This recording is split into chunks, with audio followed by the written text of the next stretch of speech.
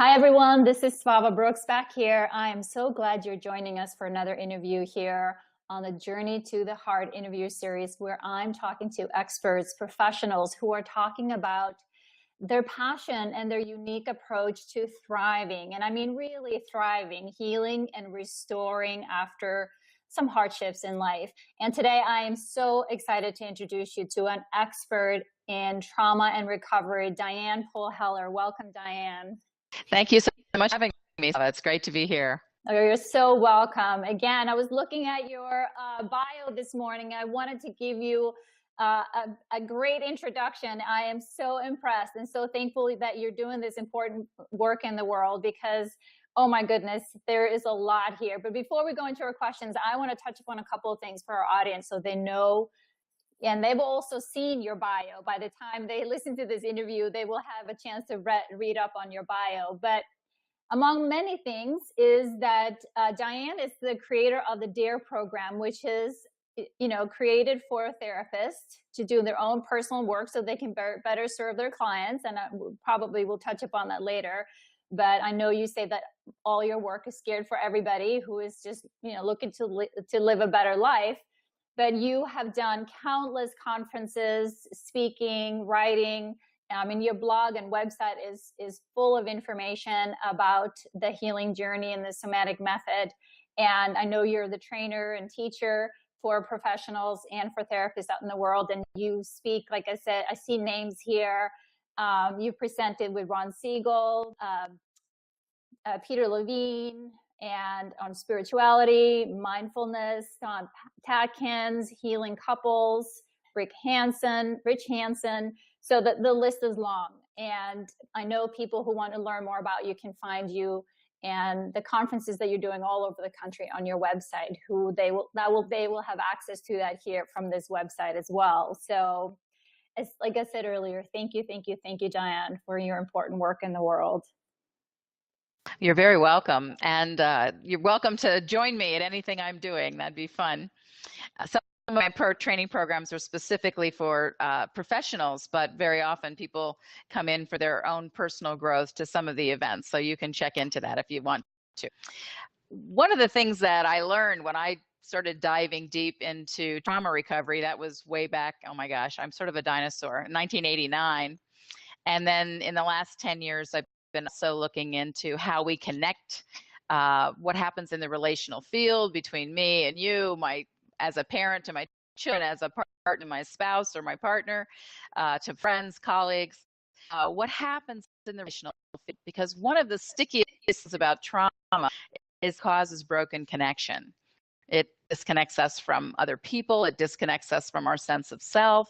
It can disconnect us from our body when we sort of disconnect because we're too overwhelmed or too anxious or too scared. Those are normal reactions, having survived something overwhelming.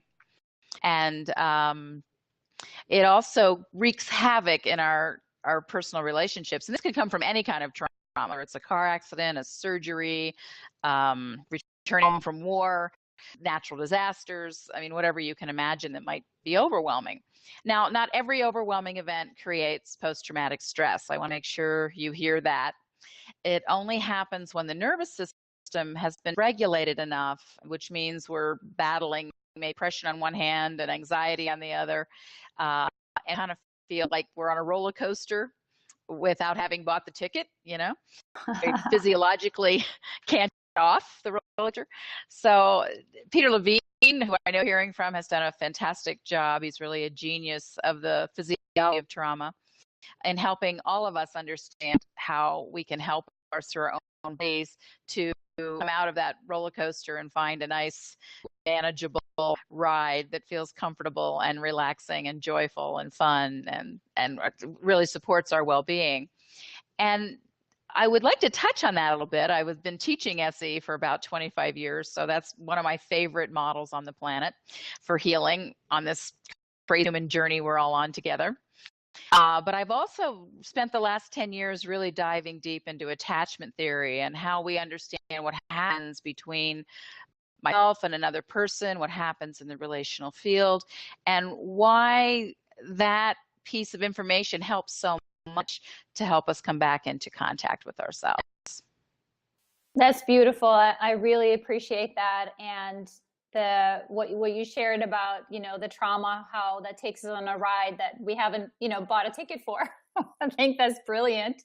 Um, and you talk about, the disconnect, how we really disconnect from ourselves and our bodies. And that so much of our trauma process is that we are disconnected, but we can't find our way back. So, and coming back to it is also not just ourselves, but then, like you said, in relation to others, and we have to learn about attachment. So let's talk about that. Why do early attachment patterns get stored?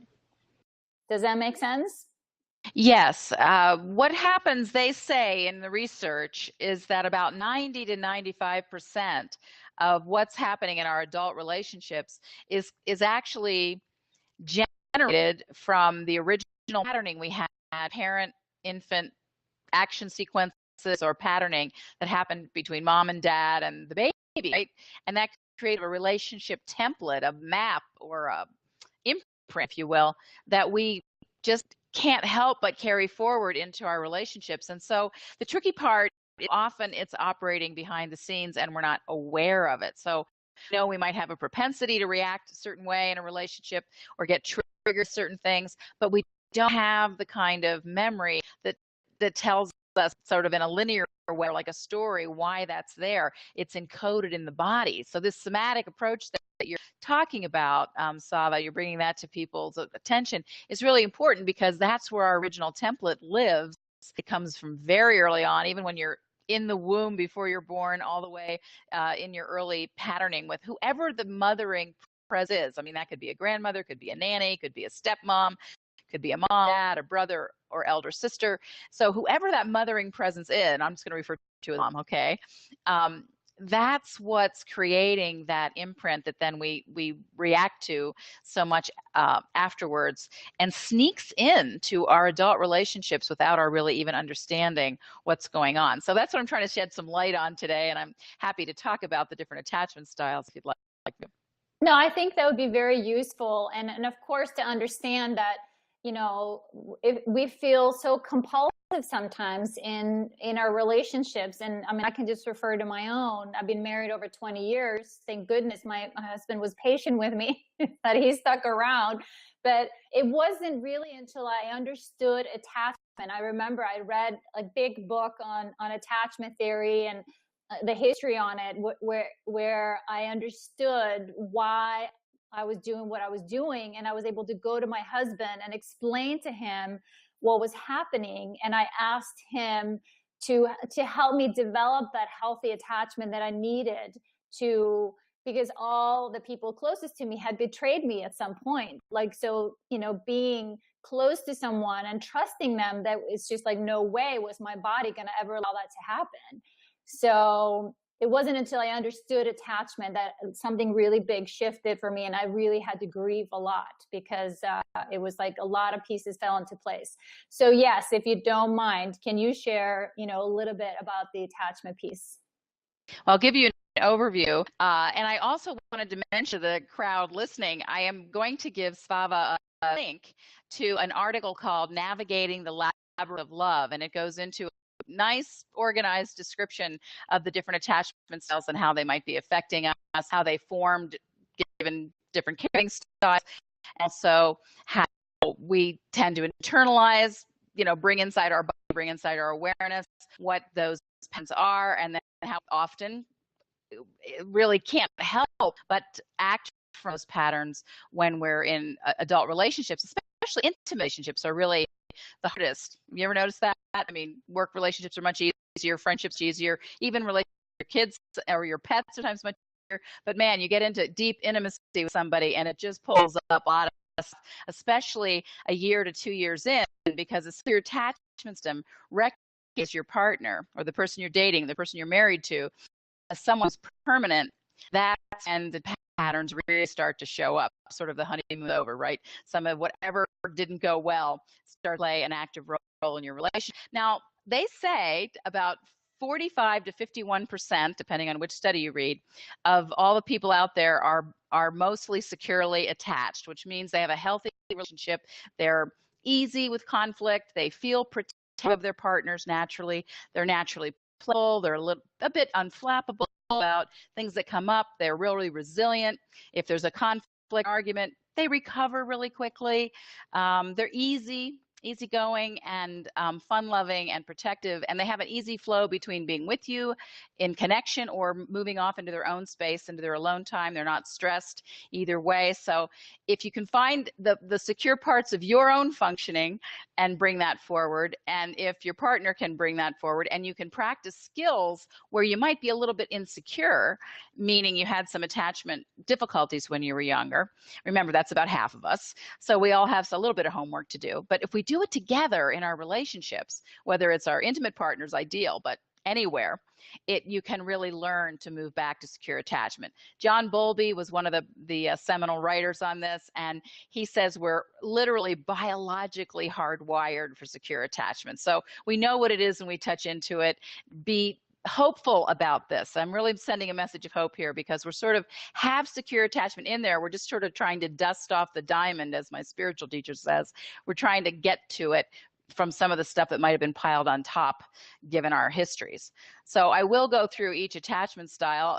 Is there anything you'd like to say, Svava, before I launch into that? No, I think it's important, and I appreciate the setup that you're saying here, because I think, you know, we as humans, we're resilient, and it's never too late. We can learn these things, you know, even as an adult. We can go back and rewire, so to speak, right? I'm excited to hear you share. And I want to mention right before I start, because I know when parents hear this, they start going, oh no, I did this, oh no, I did that. Edtronics research shows that you only need to be 20 to 30%. Remember, take the burden off your shoulders. 20 to 30% in attunement with your kids or with your partners, or if you're a therapist with your clients, for secure attachment to have a safe haven. And that means that you're not supposed to be perfect. This is not about being perfect. This is about being aware of relational dynamics, right?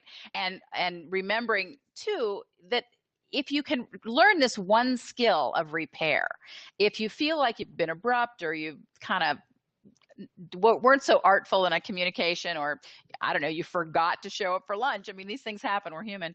If you remember to initiate an apology or repair about something that wasn't done so well, and then you can take that in, and the relationship often gets stronger because you find out that you can get through difficult times, or you can recover from a conflict, or you can recover from a mistake. But we need to learn both sides of that, how to initiate a repair. Maybe over the holidays there's someone you're thinking of that you might have a little repair homework to do, and if you're up for it, hey, why not?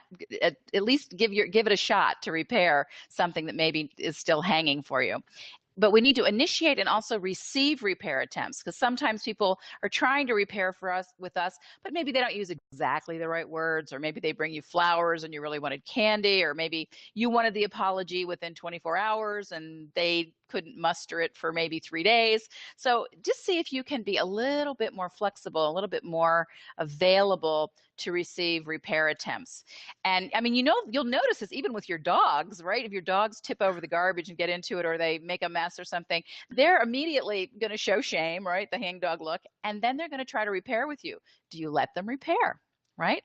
So initiate and receive repair attempts. John Gottman's research is great on this. He says if you learn this one skill, this is a major takeaway. If you learn this one skill, you can of repair when there's been a misattunement. That means you kind of didn't connect well. If you learn to do this in your relationship, you have 80% more chance of having a sustainable well-being in your primary relationships. And of course, with your colleagues at work and even strangers, I suppose. So I want to just see if you can kind of play with how you might create repair rituals. Maybe if you're having an argument at home, you can light a candle someplace in the house that means I'm ready to reconcile if you are. Doesn't even have to be verbal. I have one client who's short and her husband is taller, so she would stand on the first step of the stairs just saying, here, I'm ready for a hug when you're ready to, if you're calmed down enough to connect with me again, here I am. So they can be kind of funny things. They can be code words. Your code word could be, I don't know, watermelon, doesn't matter. Could be anything. One couple I counseled used the word sailing because they loved to sail and they felt like they were sort of tacking in and out of connection in their relationship. Because, you know, when you sail, you don't make a beeline. You kind of are always course correcting with the wind, and then relationships may be considered in the same category. But so those are two things I want to get across. If you can just practice repair, and if there's somebody you want to repair with over the holidays or any time in your life, this is a good idea. And you can see how it goes for you. You know, I mean, maybe if somebody doesn't receive your repair, hey, you did your part, you know, and you're clean on your side of the board. Now, what causes us to have a relationship stress? I found this also, like Svava said, when she read the book on attachment, I had a very similar experience. I did a lot of grief work, actually, when I learned about more explicitly about my own attachment history. But the first kind of attachment that I'm going to talk about is what creates avoidant attachment in children. And this is where parents, this mothering presence enters into the picture, and now remember, this is not about making moms or dads into bad people. First of all, attachment is very generational. We learn how our attachment system is and how we parent and how we partner from generations before us. So if you're going to blame anybody, really, it needs to go all the way back to the caveman. And our parents, really, to be fair, didn't have near the therapy opportunities that we have today. I mean, I was raised in the 50s and 60s. I'm older than maybe many of you listening, but I know my parents didn't have the same opportunities that I have. And not everybody is drawn to therapy either, but I've done a lot of work for the whole family, I think. Anyway, in the first parenting style, which creates avoidant attachment insecurity, is when parents just don't quite know how to show up. They're not present for their kids. They're not present for themselves. They don't know how to be present. So there can be a neglect. They actually aren't there for kids' needs. They don't respond appropriately when kids are cueing for need. They don't give them good eye contact. I had a client that was raised mostly in his playpen and with no toys. Can you imagine? There was nothing in the playpen, and his mother used to vacuum around him, right? Vacuum around him. And this poor guy is trying to be in a marriage when I'm counseling him, and he's more attached to the vacuum cleaner than he is a person, right? So we have to shift his attachment system back to his wife, which we worked very hard to do, and he made a lot of progress. But his original attachment was so neglectful. He didn't have toys. He didn't have much. His mother didn't stop and make contact with him. Now, the other way this can happen for avoidant is a parent can be actively rejecting. So it's not that they just aren't there. They're actively angry. They look rejecting it when they make eye contact with a child. And that's going to hurt the attachment system. The attachment system's trying towards you. Babies are very active in cueing for attachment. They're not just blank slates. And then they'll be kind of thrown back to themselves because there's nobody there, or there's somebody there that's hostile.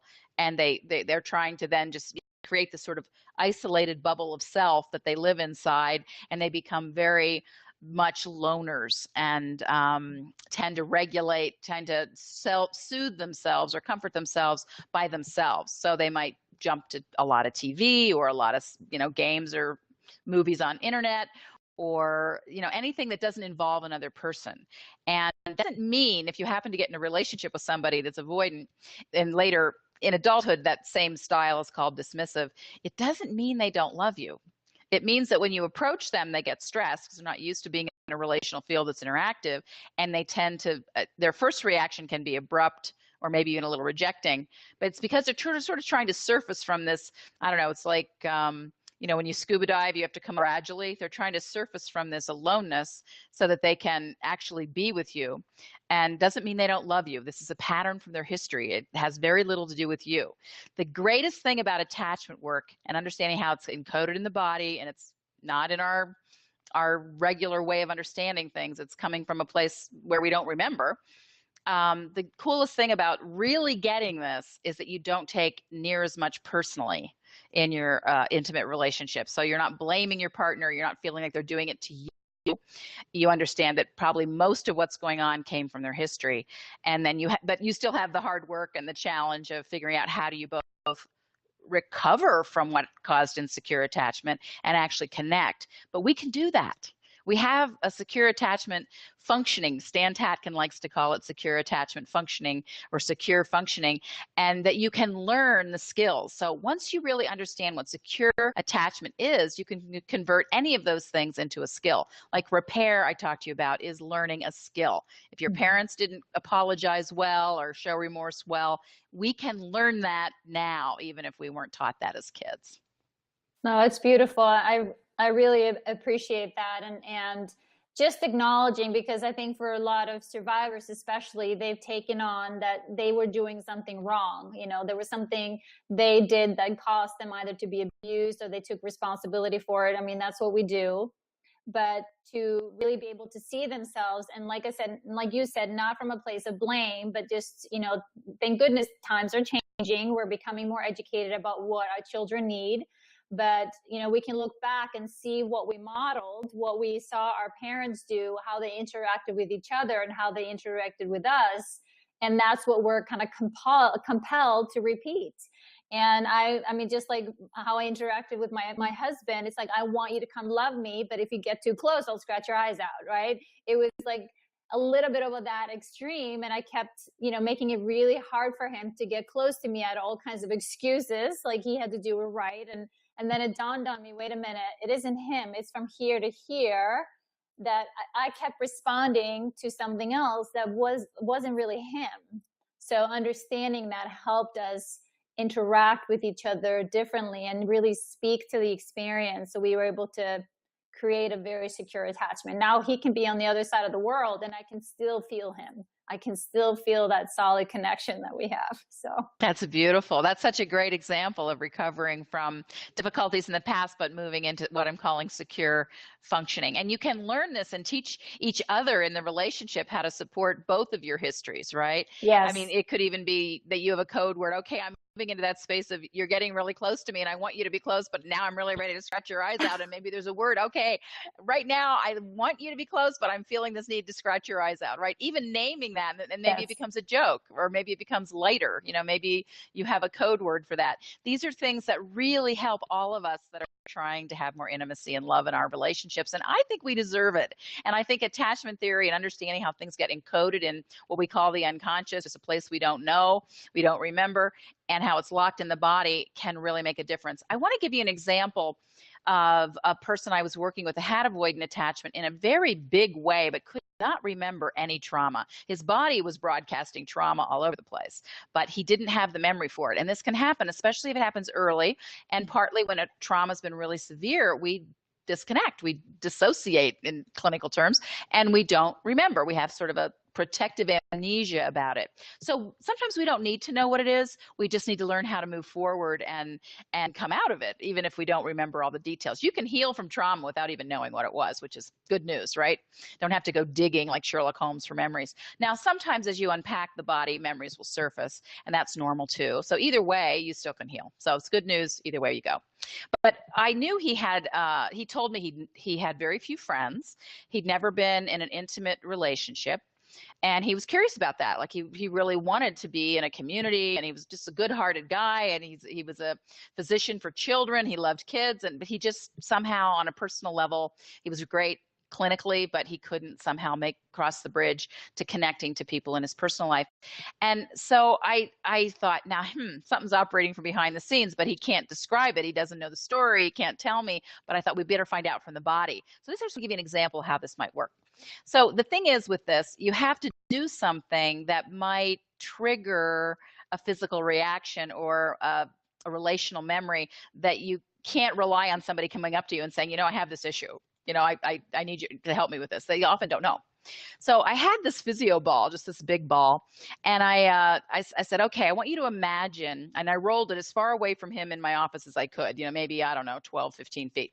Because I was even out in the hallway. I work at home, so it was private anyway. I was out in the hallway, and I had this physio ball. I said, I want you to imagine your best friend, the person you trust the most in the world, that you've known the longest, the most consistent, yummy guy or woman that you know as a friend. This will represent this physio ball. And he picked a person, I'm going to say Tom. And I said, okay, here's Tom, your best buddy that's been with you through all sorts of different life experiences, been a great guy. And I said, as soon as you're ready, I'm going to just roll him towards you a little bit. And he was sitting in the chair, in the therapy chair. And I said, I just want you to see what you feel in your body. And so as he said, okay, ready. And I must have rolled this, I mean, 1/4 of an inch to 1/2 an inch. And all of a sudden his body, he's in a chair, he's doing this. And I went, whoa, that's a really strong message. That is not a welcome message, right? That's a like, stay there, away from me kind of message. And then I stopped the ball and I rolled it back and he relaxed. And I said, did you notice what your body did? And he said, no, what are you talking about? And I thought, wow, this is an example of how much we don't know what we're doing, right? And I said, so this time I'm going to do the same thing. When you're ready, I'm going to roll the ball forward. And I said, this time I want you to really look and feel what your body's doing. So same thing, it's a pattern, it's encoded in the body. So I roll the Tom, so to speak, forward, and he does the same thing. And I said, now freeze it. And I want you to notice what's your body doing? He goes, oh, wow, it's like I'm pushing him away. I'm like getting as far away from this guy as I can. And so then we had a place to start to understand it, right? I said, I don't think this is about Tom, and I don't know what happened in your early history, but your body's showing us something didn't feel safe about even someone you love coming close. And that gave us a beginning point to start exploring. So that's just a little example of what we need someone sometimes to help us trigger these initial patterns. And unfortunately, or fortunately, however you want to look at it, your relationship partner is probably the person that's going to be triggering it all the time because they're the person that you're trying to get close to. So your reactions, especially if they've been in your life for a while, are going to be the strongest there. So if you can, but the thing is, you may not be aware of what you're doing. I remember when I was married, my husband said to me, I love you so much, but it's like you can't take it in. And of course, at first I was all, what do you mean? That's not true. Rah, rah, rah. How can you say that? You know, I'm an evolved person, my whole thing. And then as I was thinking about it, kind of in a begruntled way, overnight, I realized, he's really right. I don't know how, I always just sort of dismiss it. It falls off me like Teflon. I don't know what to do with really good, yummy, really high quality love, you know? So then as I calmed down the next day, I could actually have a heart-to-heart with him and talk to him about it. And we found ways for me to practice being present when he was loving, not to disconnect and not to dismiss and not to minimize it or not to move away from it. And that, I have to say, was challenging in the beginning. But then, of course, it was great. The payoff was I got love. I could feel the love. I could take it in and be a sponge instead of a, Velcro or something, instead of Teflon for this wonderful, yummy experience. It was in my life, but I wasn't enjoying it. I wasn't having it, right? So these are things I'm hoping it will inspire you to the potential of ways that you can come into more enjoyment in your life, more deep pleasure, more satisfaction, more fulfillment. The next attachment style we have has an issue with fulfillment. I want to check in with Svava and see if she has any questions first. No, that's great. Keep going. I really appreciate that example, but I want to hear the other styles. Okay, I know we have a time limit, so I'm going to jump in. In ambivalent attachment, which is a different parent style, comes into play here. And that's very often that a parent was really good at love. They could give really yummy love. But then because of their own attachment history, their own preoccupation with their own history, which of course all of us have some of that preoccupation, they would sort of disconnect unexpectedly. So they could be loving, but you never had the consistency. It would be a little bit like going to Las Vegas, right? You put the quarter in, you put the quarter, something happens, then great happens, and then nothing happens. And so that can be almost like create an obsessiveness about trying to get the other person to stabilize enough so you can have consistent love. And so instead of the parent being regulating, they actually cause anxiety in the child because, here you are, you don't know if your need's going to be met. Sometimes it's met really well, but then the next time you're dropped, there's no response. And then maybe it's met really well for maybe even a week, right? But then again, you're dropped. So then there's always this insecurity of like, is it going to happen? Is it going to stay long enough? I know you love me, but what about tomorrow?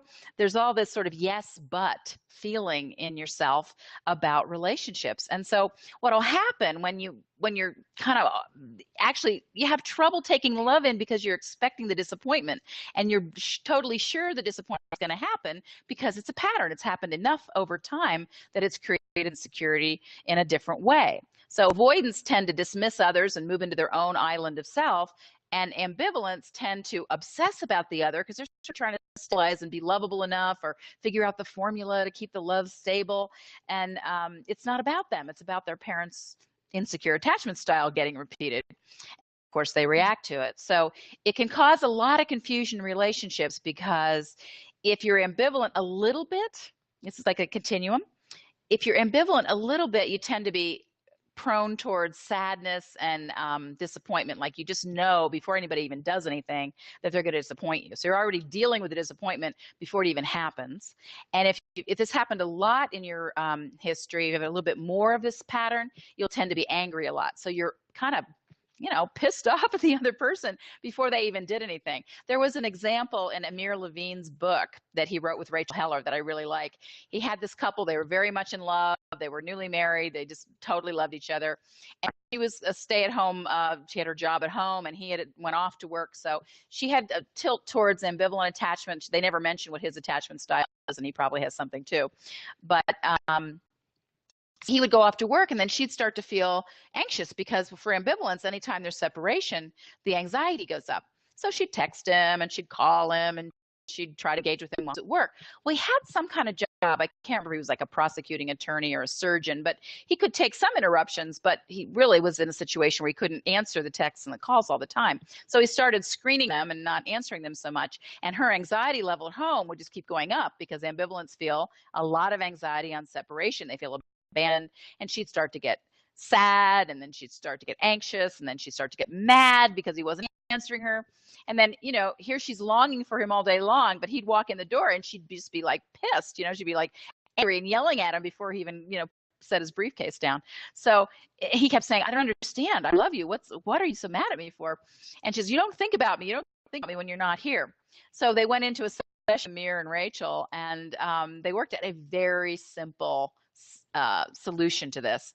And that was that they worked out, first of all, he said, I do care about you. I do think about you during the day. I love you dearly. And she said, well, I don't feel it because when you're not here, And so they worked it out that she would write with him a text on his phone. Like, I don't know, maybe it says, I love you, or I'm here for you, or I'm thinking about you. They made up whatever the right words were together.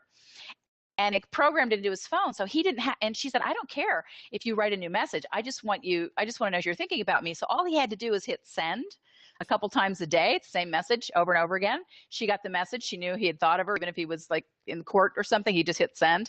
And so that was enough to calm her attachment system down so they could actually have the loving reunion that they both can enjoy in the evening later. I thought this was a really brilliant and so simple idea. The thing is, with these insecure attachment styles, as soon as we're meeting the need of whatever they are, then the attachment system starts to relax and it starts to, what I call, cross the bridge to secure attachment again.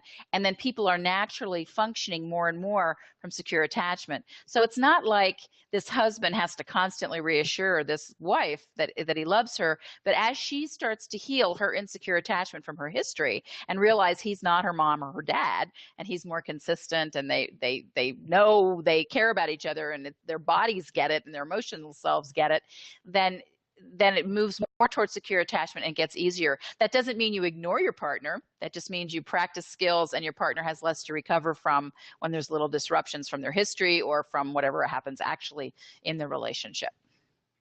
That's beautiful. I love it. And how simple, right? And it isn't much. I mean, I can relate. I mean, I told my husband, we both work at home now, but when he would work away, I sometimes would do the same thing. Just, if I was feeling something insecure, I'd say, all you got to tell me is that, it's okay.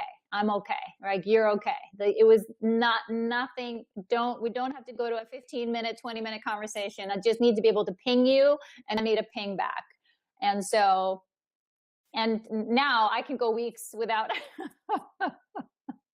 I know I'm here. Like I said, I just ping him here and it comes back, and I know we're good. But that's great. Definitely know what you're talking about there. It just asking for that support. Now that I understood what I needed, I wasn't crazy, right? That I needed this, safe person who loved and I trusted. I trusted and knew he loved me, but some part of me kept like, no, waiting for the other shoe to fall constantly. There's just a matter of time. 12 years and 3 kids into it, I was still waiting for the other shoe to fall. you know, and then it finally connected, and I'm like, okay, I know we're good. It's okay, honey. He's not going anywhere. And now I'm very secure attached today. Right. So that reality shifts for you. And that's what Yeah. I want all of our listeners to hear, is that there's a lot of hope in this. But if you understand attachment theory and understand how it gets encoded into your body, Yeah. you will have a more compassionate journey for yourself and the people around you. And we don't blame ourselves. We don't blame the other person near as much, right?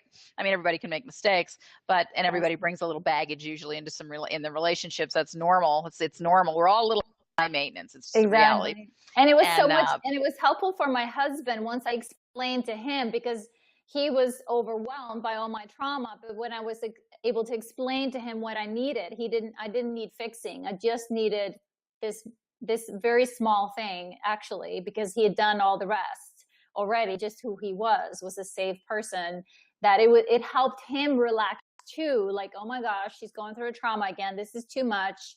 Like, it helped him to feel like he could handle me or whatever I was processing at the time. So I just thought that's a really important point that you're making, is that partly what I'm trying to communicate is that we can learn, even with our trauma histories and our insecure attachment or whatever life has brought us. Life is not always easy at all, right?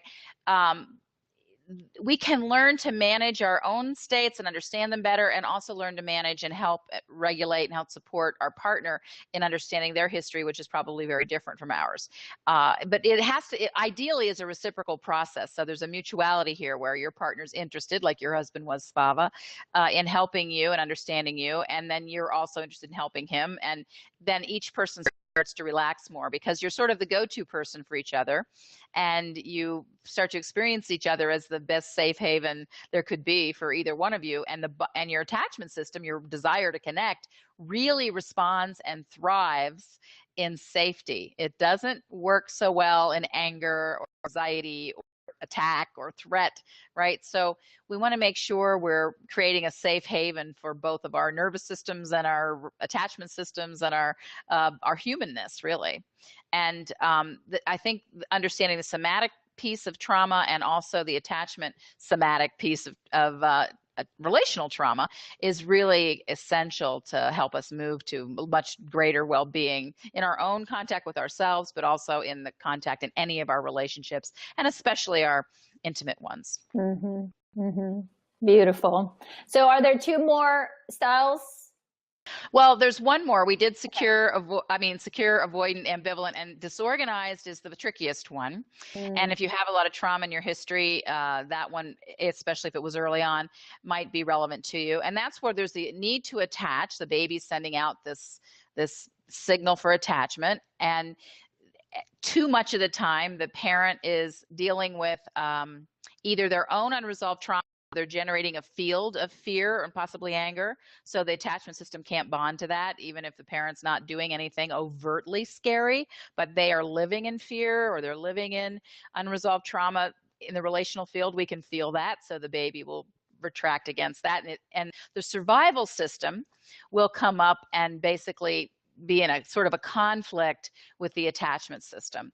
So what we're trying to do is untangle that later on. Because later on, what it'll look like is you get a certain amount of intimacy, a certain amount of love in relationship with someone, and all of a sudden you get this inexplicable fear because it's programmed into your body. It may have nothing to do with your partner. Your partner might be unbelievably safe, but this fear is there because of the original pattern. The other way that pattern can show up, of course, is if the parent is actually doing something scary, like yelling. Could even be their tone of voice. Could be the way they look at you.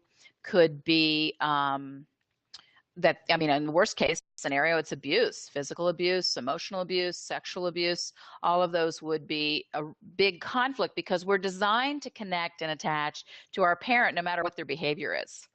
But we're also designed for self-preservation, right? So it's like you're trying to drive your car forward and backward at the same time. So it's like you've got, you're trying, it doesn't work, right? You can't do that. So it's like your attachment system is trying to go forward to connect, your survival system's trying to move backwards to stay safe, or wants to, either fight or flight, right? It wants to either hit or flee. And usually if you're a kid and you're up against a big adult, you're going to want to run away, or maybe you even want to hit. But either way, it's probably not going to bring love and connection into the relationship. So later on, as people grow up, unless we can catch it early in the original family. That's great. People with kids and babies and families, that's even better. But if you've grown up from a history like that, we sort of have to untangle this wanting to connect and the wanting to get away later in therapy. And one of the ways I do that when I'm working with someone is like sort of identify in the office, like, or you could do this with your friends, a sort of an oasis of allies. So we sort of locate safe people, maybe they're spiritual mentors, maybe they're teachers you had in school, maybe they're family members, aunts and uncles, grandparents, siblings, anybody, friends, anybody that feels like as part of your safety team, your partner, whoever that might be. Animals, pets are great. And it's one location. So your attachment system has a safe place to land in that location. And then we take the disturbing behavior of, let's say, dad in this case. And maybe dad was a yeller, or maybe dad had a drinking problem and got really aggressive and brutal when he was drinking, something like that.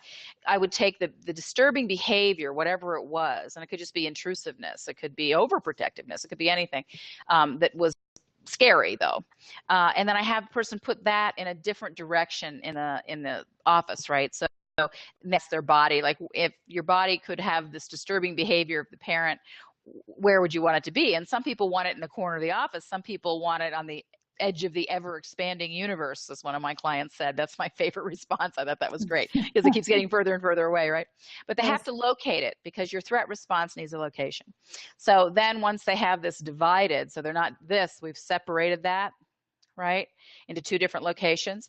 Then I first of all have them really bring in their tribe. Maybe they feel some of them are also protective, so they could be an example or a reference for competent protector. And then I have them say or do anything they want to defend or protect themselves from the disturbing behavior of the parent. Now, what you notice is I'm saying the disturbing behavior. I'm not saying mom or dad, because everybody we're designed to love our parents no matter how egregious they were, how difficult they were. So you want to make sure you're not getting into a conflict with the love part. And I usually say that to clients, the love part is probably not causing you a problem. It's the scary part that's probably causing you a problem. So if we can honor the fact that you love your parent did some things right, I'm hoping, and that part's okay. Is it okay for us then to work with the disturbing part? Because you want to honor the love that's there. We're not trying to destroy any love that's there. That's the good stuff, right? So then we have the person say or do anything they want against the yelling behavior, like maybe stop or back off, or maybe they're glaring, or whatever energy they want to send to that disturbing behavior. If they were too young to self-protect, then we bring in these allies that we've identified, and the allies help them do or say. Maybe they say it for them, like, hey, you can't do this to this child, and I'm going to rescue this kid and, protect them. Sometimes I have them do it in a movie first.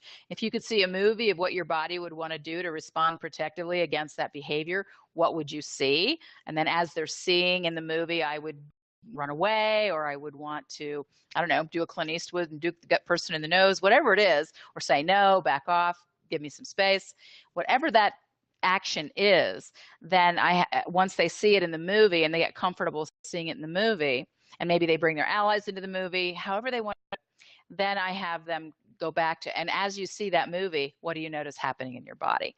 Because we want to resolve it as deeply as we can in the body, because so much of it lives in the body, in our cells, our tissues, our joints, our muscles, that have been inhibited against these protective responses because we were too small, or they happened too young.